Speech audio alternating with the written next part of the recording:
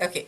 Good afternoon, good morning, everyone. My name is Divya Bheda. I'm the Director for Educational Assessment at Santa Clara University. I'm also on the Board of Directors of ACPA's, the Assessment and Evaluation Group, and so entity group. And so I am excited to host and facilitate this amazing conversation from with our wonderful colleagues from James Madison University. They won the 2025 award for I have to make sure that I say this right, Excellence in Equity Centered Assessment, and they're going to be sharing the tools, the processes, and the resources they developed as part of this good work with all of us here. Per their request, please keep questions coming in the chat or thoughts that pop up in your mind because I think it'll spur the conversation. However, please do not unmute yourself. Stay muted, and they will address the questions, and I will make sure that I get back to the questions towards the end. We have kept time for that. And as applicable, they may choose to address it as they are speaking as well. So with that, I will hand it over to Sara and Jonathan, and have them lead us through all our learning today. Thank you for that introduction. I'm Sara Finney. I'm at James Madison University. We're in Central Virginia, about 2 hours south of Washington, D.C. I've been at JMU since 2001. And since 2001, I have been engaged in outcomes assessment across the whole university, but always in all 25 years with the Division of Student Affairs. I also teach for our Assessment and Measurement PhD program. So you're going to hear about some graduate students helping out, and those are students from our program that helped and continue to help with the good work across the division. Jonathan? Hey, good afternoon, everybody. I'm Jonathan Stewart, he, him, his. Also at James Madison University, as discussed. I am the Director for Finance, IT, and Assessment for our Division of Student Affairs. I've been in Student Affairs for about 6 years. Before that, I was an Arts Administrator in our School of Theater and Dance here, so I've been at JMU for about 15 years now. And I've had a lovely time working with Sara the last handful of years on all this work. So, Sara LaFrance.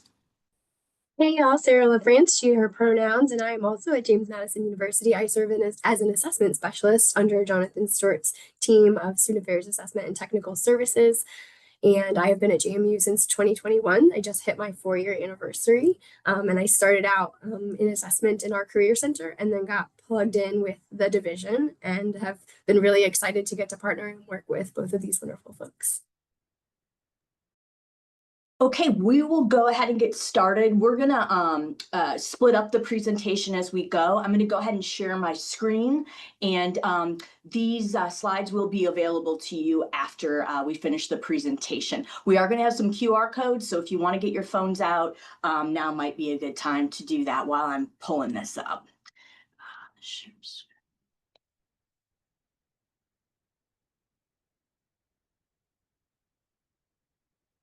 Okay, can you all see that? Okay, full screen, great. Okay, so we're going to share freely a lot of materials that we've created over the last 5 or so years that we think have been effective in really transforming our divisional change management system and our training in the division. So with that, I'll go ahead and get started. So with respect to sharing things, this is the first time you're going to see this QR code. This QR code is going to take you to an open educational resource webpage, an OER webpage, and it's going to have a variety of materials up there for you to freely download and freely use. We just ask that you cite us in that work. One thing you're going to see up there is a rubric, and that rubric was created to guide best practice in equity-centered programming and equity-centered assessment processes, and we'll go over that rubric. That rubric, importantly, was designed to have specific characteristics, one of which is it had to align with your professional standards, and I'll walk you through how it does. We also are going to share on that OER website a couple of other resources. One resource is a set of mock reports. and another resource are equity examples. All of this, again, is to help you create or redesign programming to be more equitable, to focus your assessment practice on the students and equity and inclusion, and to provide really actionable feedback with respect to programming and assessment to increase fairness and inclusivity and equity on your campus, okay? So with that, we'll go ahead and get started, but again, all those resources up on that OER website. All right, so why did we create a rubric? Okay. Well, when you think about doing anything, building a house, working out, doing scholarly research, you could build a house well or not so well. You can work out and do it really rigorously or phone it in. You can do scholarship that you submit to a journal that they deem really well done or not well done, and they're not going to publish it because they don't trust the inferences. You can also apply a rubric, okay, a way to evaluate the quality of something to assessment. And that's been called meta-assessment. So meta-assessment is simply an evaluation or a critique on the quality of the assessment process that you're implementing or a colleague's implementing, or if you're observing someone on a different campus that they're implementing. So it's a way to assess the quality of that assessment process. Why? Because we want to know if the results from that assessment process are trustworthy.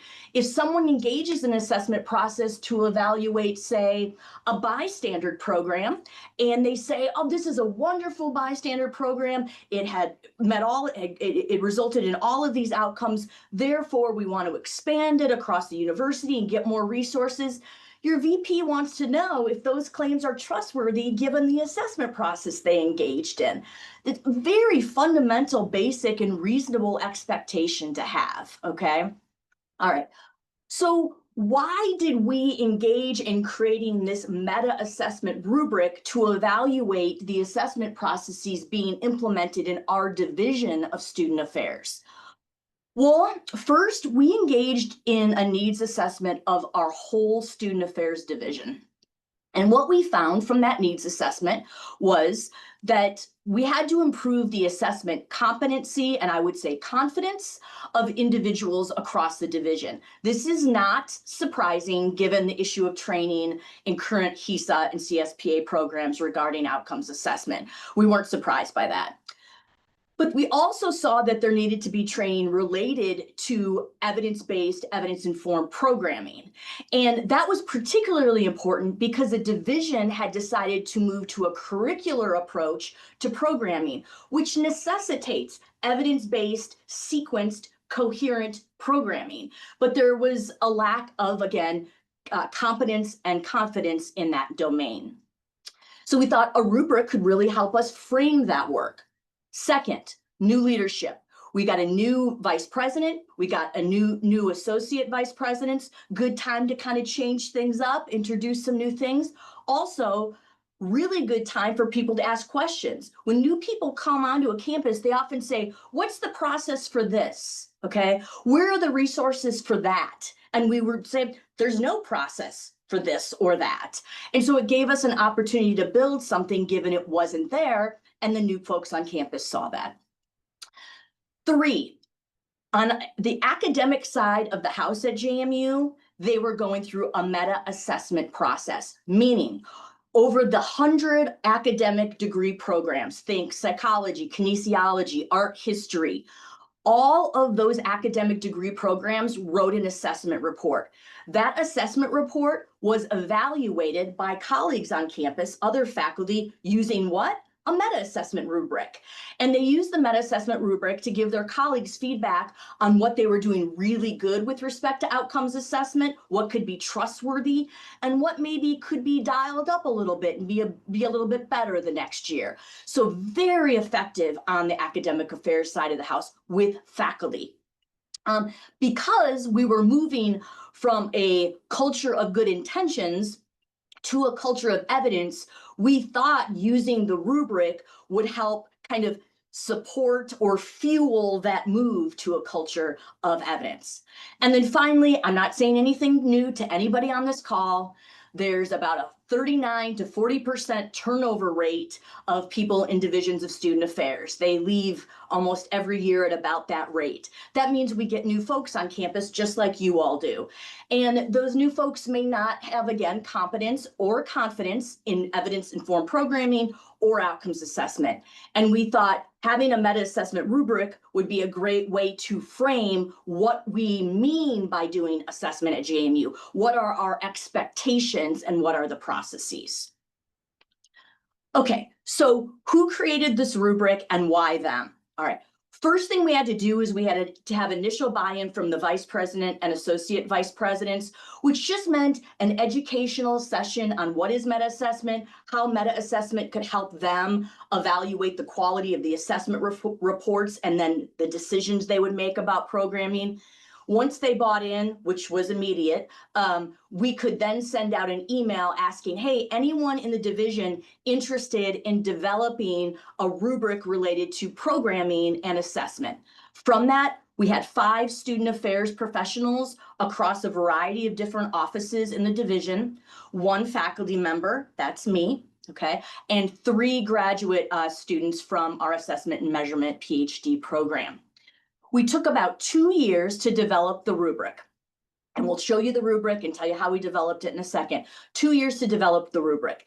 Then we asked for feedback from people who would ultimately use the rubric. So other student affairs professionals and assessment specialists like myself, okay? Got the feedback, made tweaks to the rubric. Then we asked for feedback from 2 experts in assessment, 1 expert in meta assessment and learning improvement, Keston Fulcher, and another expert in student affairs assessment and especially equity and student affairs assessment, Gavin Henning. Took their feedback, incorporated it into our rubric, and made those changes. So we want to thank those experts as well. Okay, how was the rubric created? What were the key characteristics that had to be in this rubric?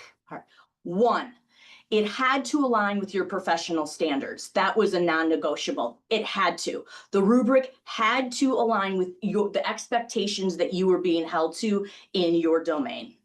2, it had to include equity, overtly, explicitly. 3, it had to be didactic in nature, even if it meant being longer. And for those of you who have downloaded it, it's long, but it's long because we had to build it for novices. We had to build it for those who didn't have confidence yet in evidence-based programming and outcomes assessment. 4, it had to be written with a tone that supported continuous improvement. So we're not expecting you to do great work on outcomes assessment right out of the gate. We expect you to maybe be at a developing level and then move up as you tweak your assessment processes. So you're going to notice that tone in the rubric. So let's just dig into those a little bit more. First, with respect to standards, there's a variety of standards for student affairs professionals. There's the ASK standards that were put out by ACPA. There's the ACPA NASPA individual professional competencies, so what all student affairs professionals should know, think, and be able to do. And then there's the CAS standards, and the CAS standards describe high quality programs on our campus. Well, a few years ago, Jean Horst and I wrote a paper where we mapped all those standards to the outcomes assessment cycle. And what we showed was that if you engage in outcomes standard, if you engage in outcomes assessment, you are meeting the professional standards of your field. So the standards map on to this outcomes assessment cycle. Now, when we designed the rubric, we had to make sure all the nuanced elements related to assessment were in the rubric, including the newer nuanced elements. So things like program theory, evidence-informed programming, and implementation fidelity. That needed to be in the rubric. Why? Because it's in the current version of the CAS standards. Each functional area must provide a research-informed, theory-informed, or evidence-based rationale for designing programs and services, strategies, and tactics intended to influence student learning, development, and success goals. What is that rationale? That's program theory. Each functional area must use theory, research, and evidence to develop and implement its programs and services to achieve its stated mission, goals, and outcomes. That's your evidence-informed programming. Every functional area must document the extent to which intentionally designed programming, strategies, and tactics are implemented as planned. That's implementation fidelity. Those things better show up in our rubric if our rubric is aligned with our professional standards, and they do. All right. Our rubric was purposely constructed to include equity-centered considerations, unlike the other meta-assessment rubrics that we found and we reviewed. They did not include anything related to equity. Now, as you all know, in addition to knowing something about assessment, we're supposed to know something about equity and inclusion, and in fact, demonstrate competence in that area. So our goal in our rubric, and you're going to see this, is that we overtly, explicitly infuse equity-centered moves into every step of the outcomes assessment cycle. Why do we do this? Okay, because we kept bumping up into 3 barriers related to equity-centered programming and equity-centered assessment. One is people would just simply say, I don't have time to read all that literature. Okay, we read it and we incorporated it into the rubric. 2, people would say, I've read that literature, I know the definitions and the frameworks, but I can't easily create specific assessment related action for myself or my office. Okay, we did that in the rubric. Okay, or the last one, it's unclear how to improve the current efforts I'm doing already that infuse equity. So I'm infusing equity into my programming, in my assessment. I just want to do it better, okay? I need help with that. Okay, well, we do help you with that in our rubric. If you look at our rubric, again, QR code up there so you can download it, our rubric is designed so you can improve in terms of not only equity-centered, but any aspect of the rubric. Because what we show is what it looks like to be exemplary, so that's what you're shooting for. Proficient, that's great. Or just developing, you're just getting started on writing your student learning outcomes or finding high quality measures or whatever it might be. So again, what we did this to support continuous improvement in outcomes assessment efforts. All right, this is one page of the rubric. This is one page of the rubric. If you look up on top, this is the page for student learning and development outcomes. So precise statements of what students will know, think, or be able to do because of the programming you're implementing. So top of the page is always going to say what step of the outcomes assessment cycle you're in. Then if you look down, we break down the various aspects of student learning outcomes, okay? The audience should be student focused, okay? The outcomes better be measurable, okay? We're gonna have a hard time. They need to be malleable, kind of be able to change them. And there's that equity centered. You see that down here. You're gonna see that on every page. There's that equity centered aspect, right? Then across the top, you see what we just talked about. This column is what it looks like to be exemplary. This column is what it looks like to be proficient, and then developing. And then you might be missing. That's okay. That's all right. Next year, we'll fill it in. All right. So let's just take a look. I'm not going to do this for each page, but let's just take a look. What does it mean to be exemplary for student learning and development outcomes? Well, first, all the outcomes should be stated in student-centered terms. What students should be able to know, think, and do as a function of your program, not what you're doing. Measurable. We need to use precise verbs that allow us to measure if they can apply, describe, identify those outcomes and the degree to which they can do it. Do we want them to improve? Do we want them to decrease on binge drinking? Is there a certain status they need to be at? Also, those outcomes need to be malleable. we run into people who want to change outcomes that are trait-like, that are stable, that you cannot change with any amount of programming for this population at this point in their lives. So we have to make sure that this programming that's being built is built for something that's actually changeable. And we have evidence that it's changeable for a college student population.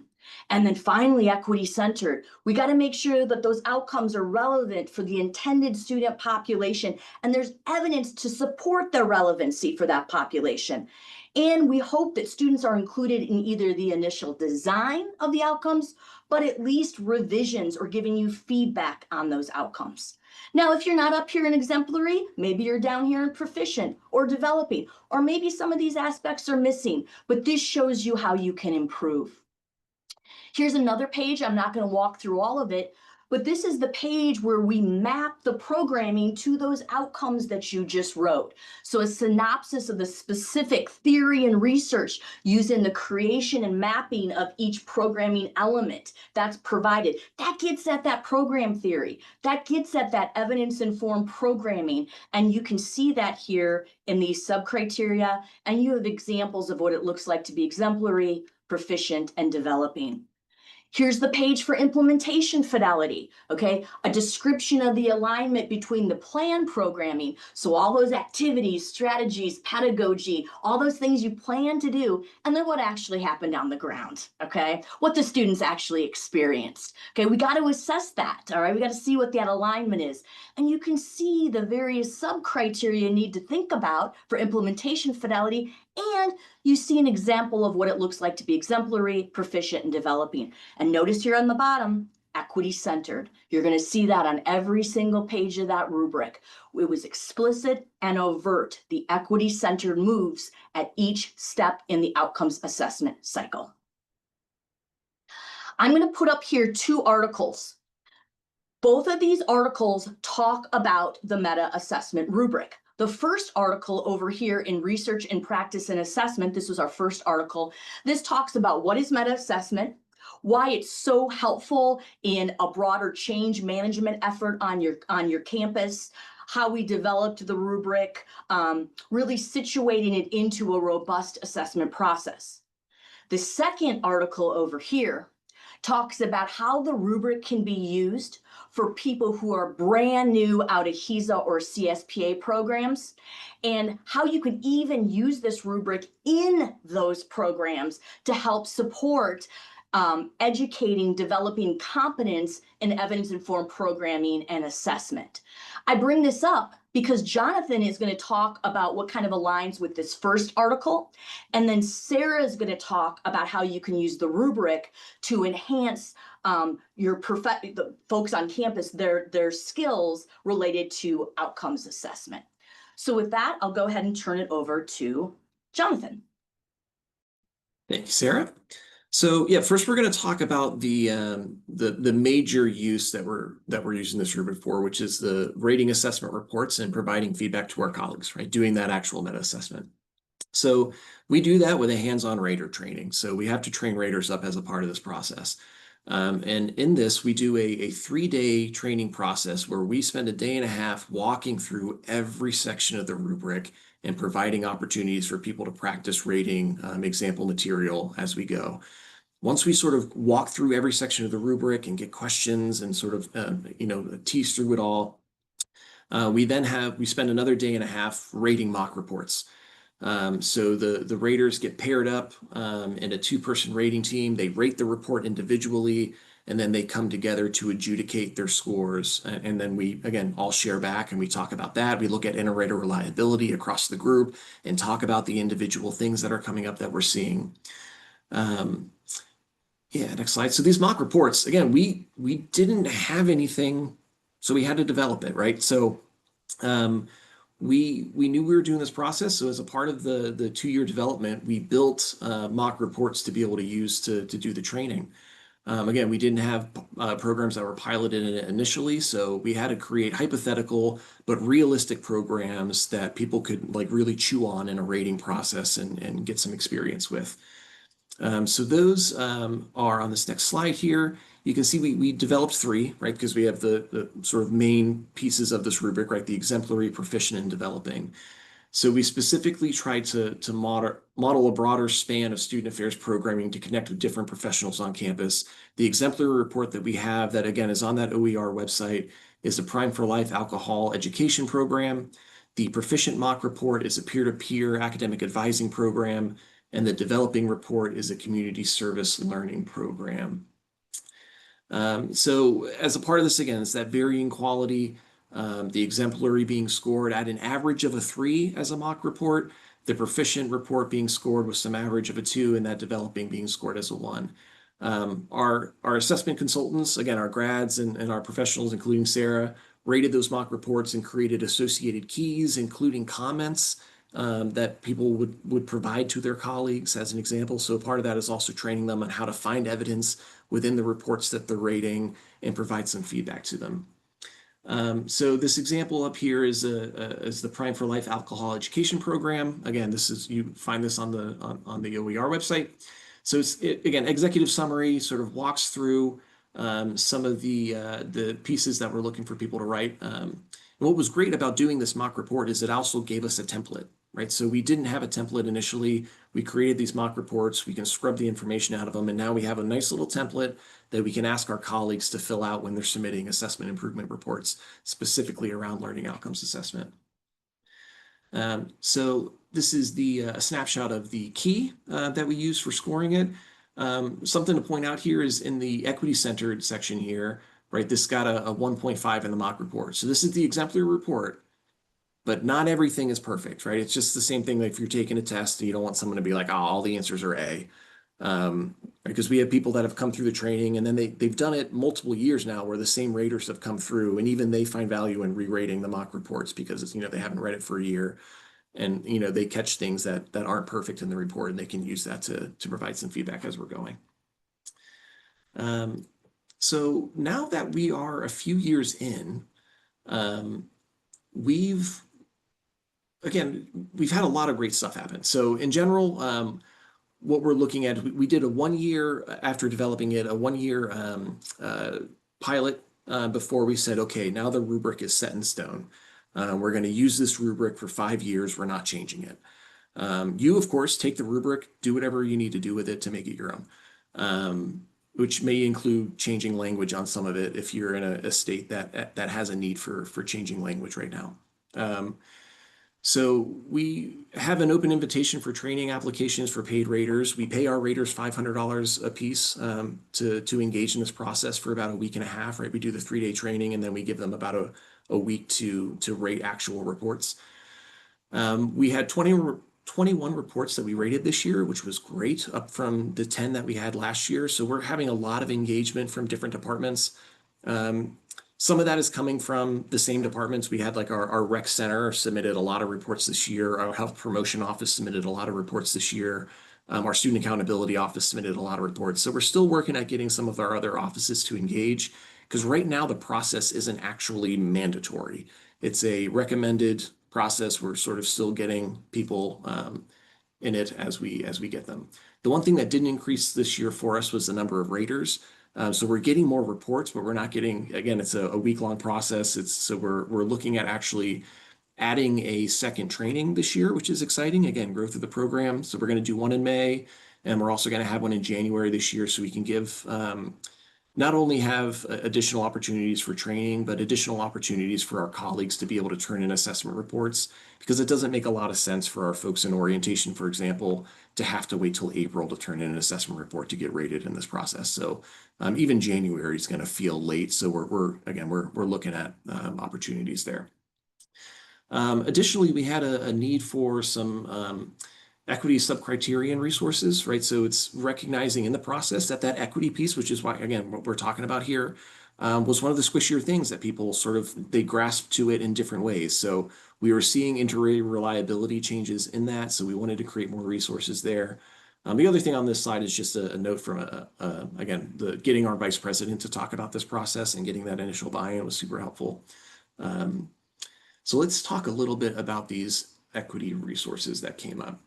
So we had two major factors that influenced the need to allocate essentially another year to developing some resources after we did this pilot. So we had some qualitative feedback from our raters suggesting that the resources devoted to it would improve their overall training and their respective knowledge around equity-centered assessment. And again, like I mentioned, the rating was inconsistent on the equity subcomponents, regardless of the criterion in the mock report. So again, whether we were rating an exemplary mock report or a developing one, there were still some score differences there. So let's look at some of these resources. And again, these are also all up on the OER website for you to use in your trainings in whatever way you want. So we created 3 variations, again, that exemplary, proficient, and developing, examples of equity supports for 8 hypothetical programs corresponding to each of the 8 equity subcriterion of the rubric. So what that means is for each rubric criterion, there's a document that shows some examples of text of what an exemplary rating might look like for that example of text, and then peeling it back and saying, okay, what does it look like at proficient? And then what does that look like at developing? So as an example, here's what you would find in that resource, right? So up top there, you can see 3 different highlighted colors, sort of pulling out the specific aspects of that equity-centered subcriterion there for this particular around selecting or creating instruments or selecting or creating instruments for the outcome. And then the text where it's highlighted, where you can see that evidence and how it's pulling that in. On the next slide, again, I'm just going to cruise through these because you guys can look at them on your time. Next slide, same thing. Here would be the proficient example, right? Some examples of text and where it's highlighted so people can see where that evidence is. And then the developing example here as well. So again, giving people an opportunity to see, like, from our perspective, what it looks like to have a report that has some text in there that's developing versus exemplary. And again, this is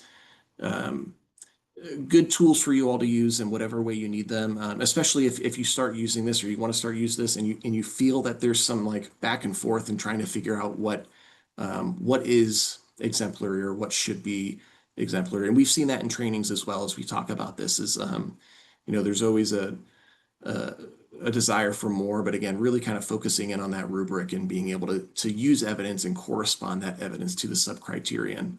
And again, thinking about this from a continuous improvement standpoint, the goal is to make sure that our folks are identifying where they're doing really well, and then also be able to identify where they can make improvements. So try not to use this as a cudgel, as a reminder. And passing it on to Sarah.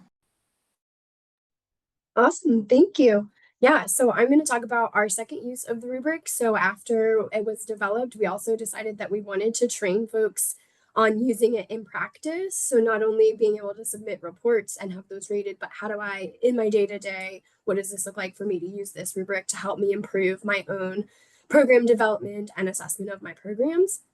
And so we created what we call the Assess and Progress series. And it's a 3-hour professional development series that's held on the first Friday of each month from August to April.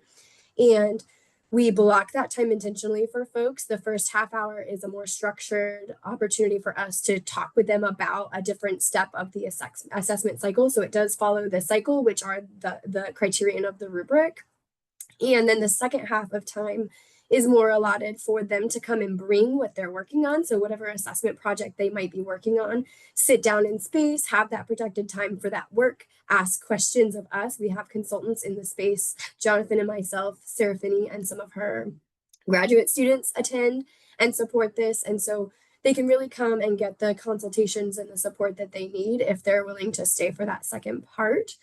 And it is specifically sequenced content to align again with that assessment cycle, which are those criteria of the rubric, and again follows our CAS standards. There are interactive activities throughout, and so we really try to do more hands-on opportunities for them to apply what they're learning and think about how that applies to their work. So we created, and we'll show you an example of a worksheet that we create for every session that they can kind of use and work through. And then again, as I mentioned, that alignment with the CAS standards, and then that focus on that equity-centered assessment practices.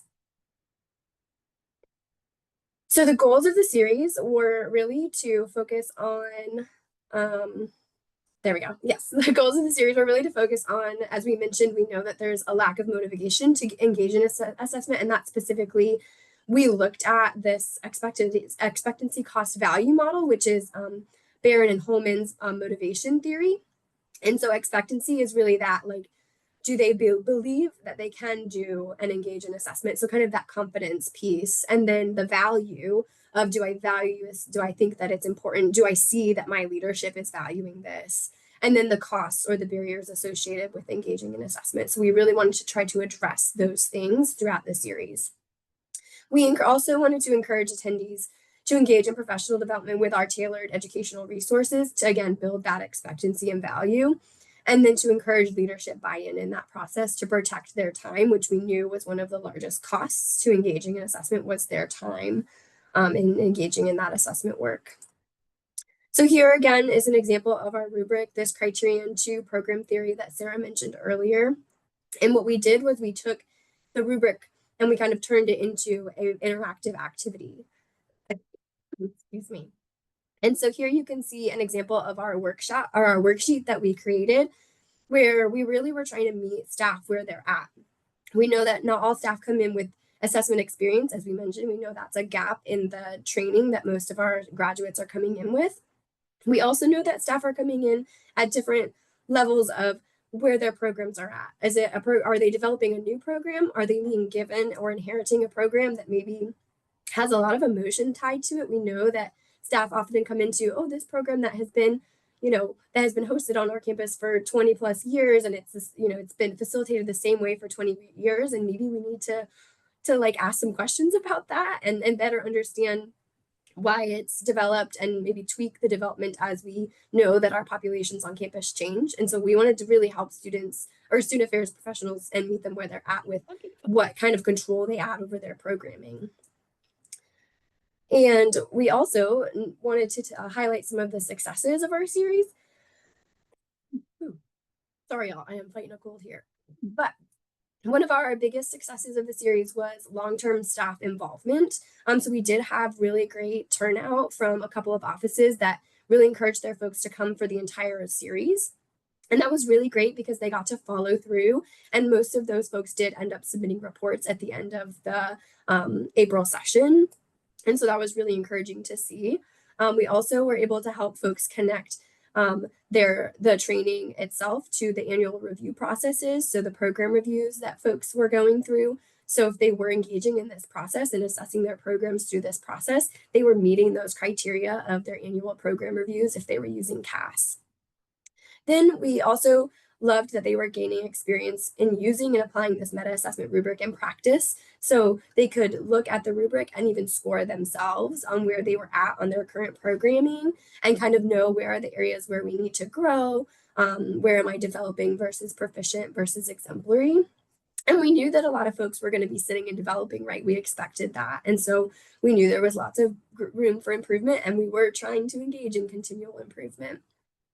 Again, we had some great production of those annual assessment reports, and even from the first year, we went from 5 to 10 to 21. So we're seeing really great gains there. And then that tailored support for individualized staff. So we were, again, offering that opportunity for consultation.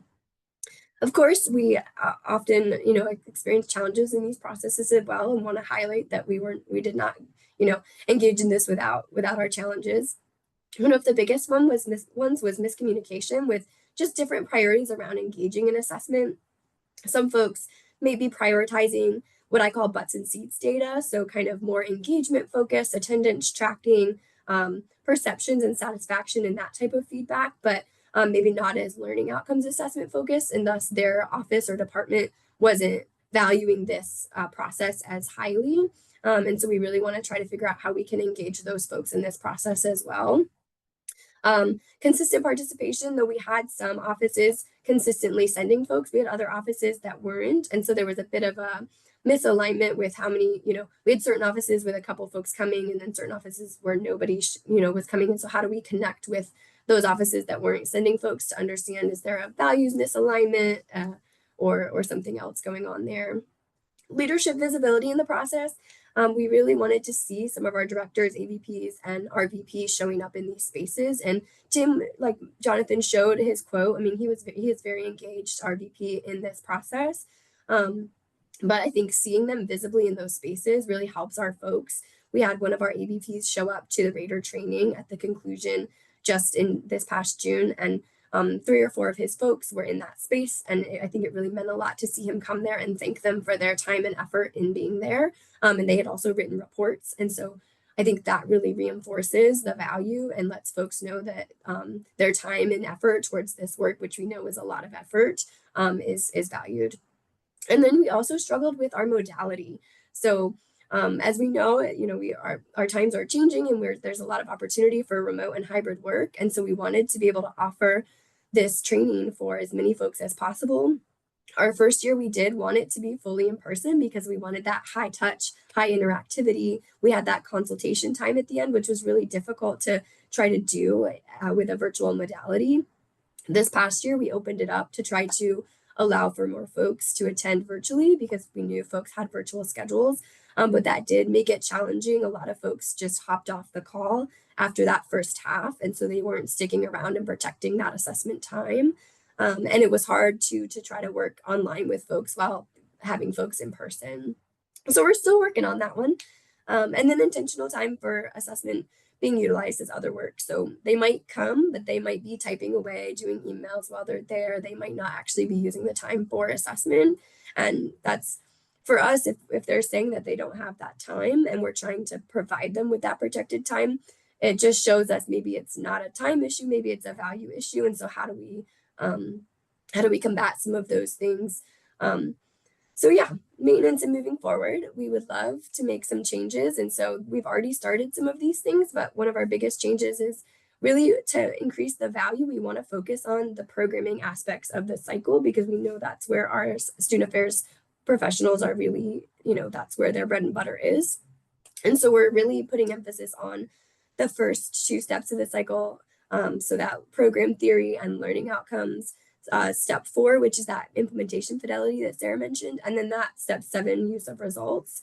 And then really focusing on where the educators are the experts and where they should know, how to engage and how to do this work, and then where they can get support from us in those other steps of the cycle. So steps 3, 5, and 6 are really where they're going to rely on Sarah, Finney, and Jonathan and myself, and some of the other assessment experts. And we know that not everybody has those experts, and so we really encourage folks to think about how you can use undergraduate students or grad students and pay them to help you and support you in some of those measurement places. So if you're a visual learner, I love to show this graphic. So we'll highlight where the student affairs professionals are in the cycle, and then where the student affairs assessment specialists can support you. So here you'll see in purple, those are more of the role and responsibilities of the educators, student affairs professionals. And then in the gold, you'll see highlighted the areas where you'll get support from assessment specialists. And so really wanting to help those folks find where they're experts and really give them that confidence in those areas. All right, so giving us a wrap up here, we just want to talk about how you might apply this rubric on your own campus. And so similarly to what we've done, providing this as a professional development opportunity to help you, helps your staff in program development and assessment. So a step-by-step guide for developing and assessing your programs and services. Awareness and integration of equity in programming assessment. So again, that equity component really hitting home and providing resources for what it looks like to consider equity in all aspects of your assessment and your program development processes. Structure for documentation during staff transition was a big one that I think has been really valuable, and I try to sell to folks all the time, is that if you're doing this process, you're creating documentation for the next person so that they're not starting from scratch, which I think we often end up doing because someone leaves and they take with them what they've worked on, or that no one knows where it was housed because we don't, have good file storage systems. And so if they're developing this and they're saving it in a location that's accessible to the team, then the next person steps in and knows exactly where to start and where they left off, and has a lot of step-by-step instructions for the facilitation of the program and the assessment of the program. And I think that's really valuable. Program evaluation and feedback. This is another one where, again, I mentioned they can really self-evaluate using the rubric. And so they can score themselves and go through the program development and assessment process and rate themselves and think through, where am I at? Where do I want to be? How do I get there? And then that opportunity for feedback, whether they're putting it through an official rating process like what we've designed, or even just having, another colleague sit with them and help them go through it and get feedback, can be really, really valuable. And it's really gives them that concrete guidance for how to improve, because I think sometimes we know there's room for improvement, but we're not always sure what the next steps are. So the rubric really allows them to say, how do I actually get from developing to proficient? Here are the things I need to work on. And then that formal training and professional development. So as a tool to help new staff onboard them and let them know, here's what our expectations are for assessment. Again, increasing that staff expectancy and confidence. And then hopefully overall just building that culture of evidence and improvement that we're working on here at JMU. So with that, we'll open it to questions. I know there were some good thoughts in the chat, so.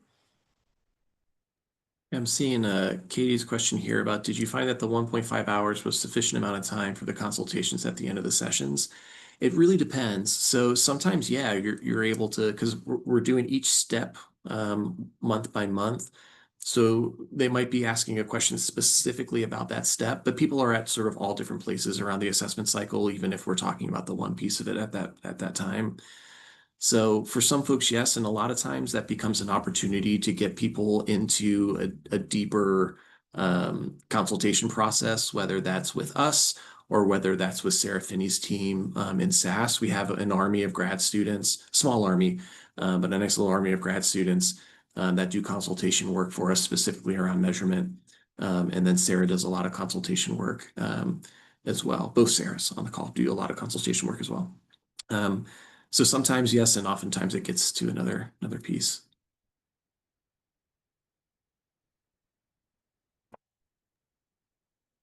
I'm going to go ahead and stop sharing. I'll give you a couple seconds to scan the QR codes one last time, and then I'll stop sharing so that we can more easily answer your questions that are in the chat. And you can always email me if you need access to these materials again. Okay, I'm going to stop the share. Yeah, Eugene, thanks for the note there. One thing that we didn't put in the slides, but something that Sarah LaFrance and I have been talking a lot about is really where, again, this meta assessment process was built really specifically for learning outcomes assessment. And as we're working with our departments, not every department is as sort of in that space as others. There's some of them are very much in that space. A lot of them are thinking about whether it's, just typical kind of butts and seats data or like, usage of buildings, right? You were talking about like if you have unions in your space and that's a part of what you're looking at. So thinking about that training a little bit as you're modifying things to talk about, regardless of what your outcome is, whether it's a learning outcome or it's a KPI of some other sort, you can be talking about assessment in every way. Our rubric is not currently built to, it's very specifically about learning outcomes assessment. And I think one of our challenges is we lose folks from, they want to submit a different kind of assessment report. And we have to sort of ride that line of being like, okay, well, this is specifically for this. But we'll, give you feedback either way and work with you on whatever it is you're assessing. So keep that in mind as you're building that out. I want to reiterate something that Jonathan said that you may have missed, but that's really important. The rubric was purposely put up as a Word document so that you can change it.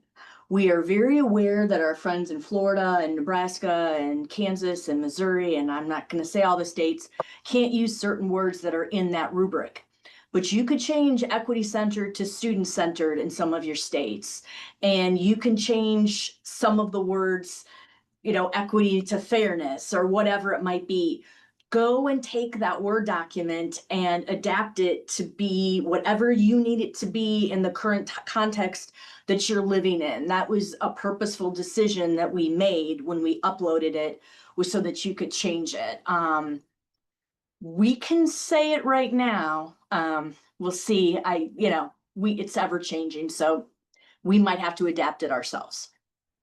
So I just want to make sure that was heard, that you can change that. Thank you, Sarah. One question that I had, I think we were talking about this just before everyone came on, is how are you able to foster leadership commitment and participant commitment to the processes? Is it primarily the incentive that's working?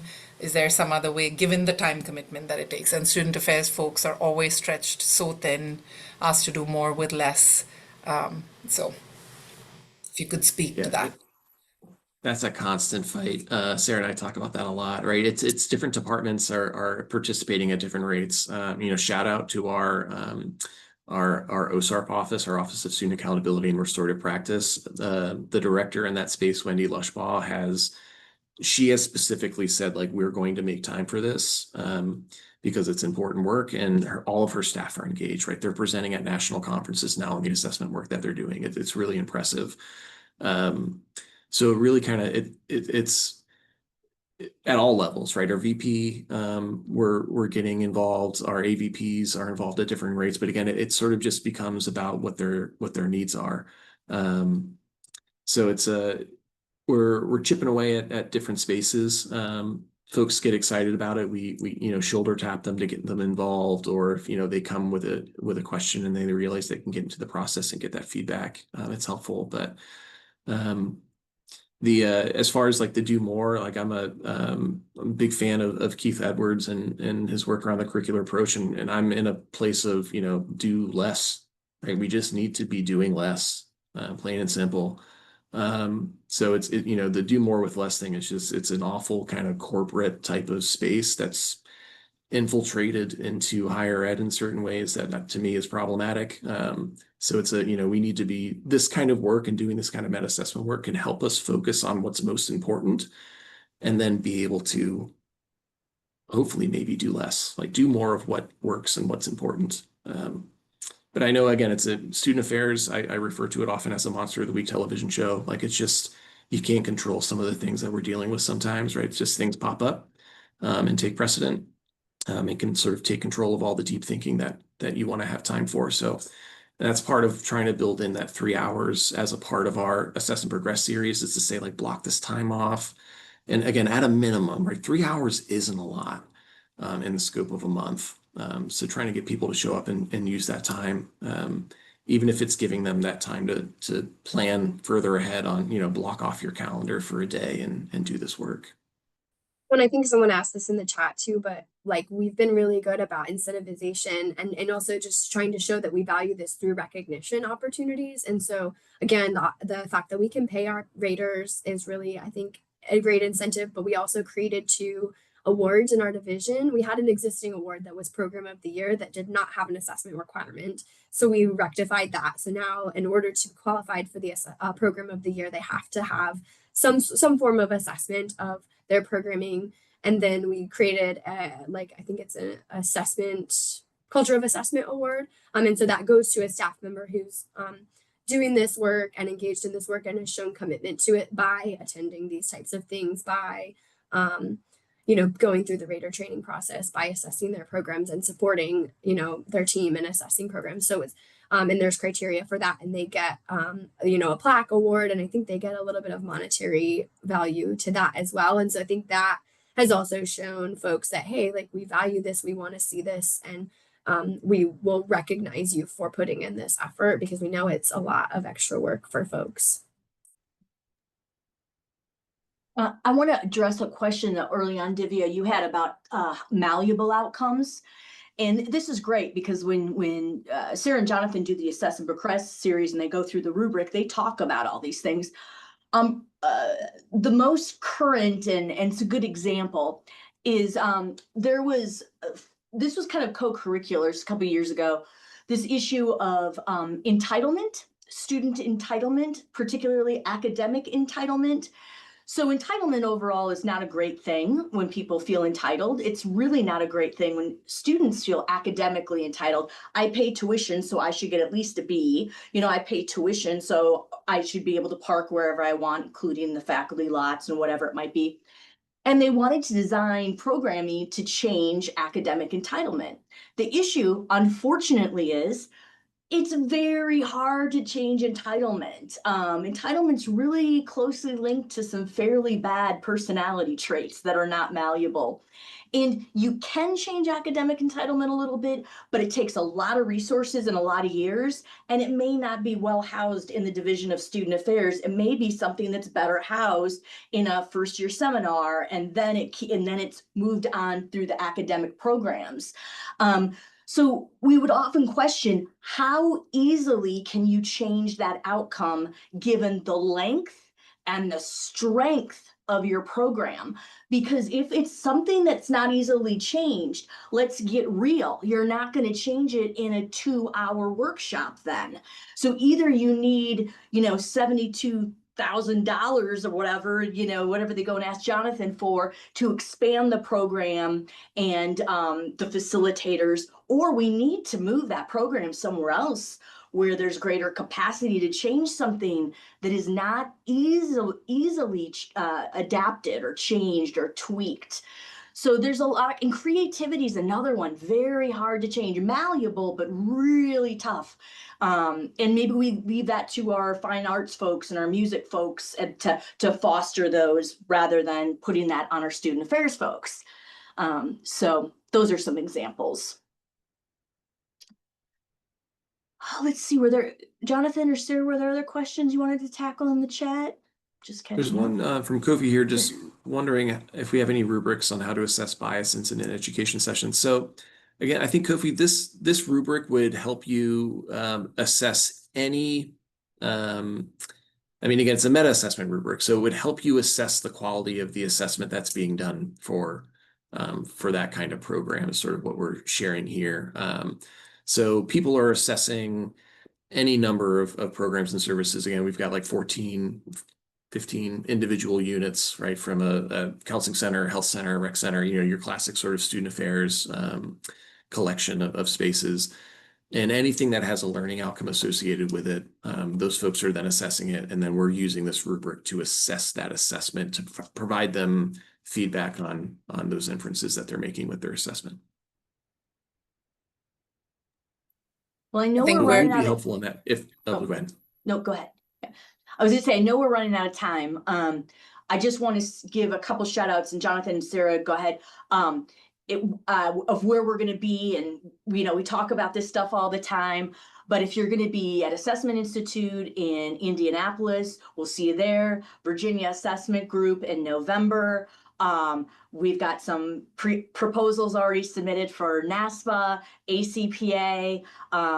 So I hope I hope you come up and talk to us if you feel like these resources could be of use to you. Again, freely distribute on your campus, elsewhere.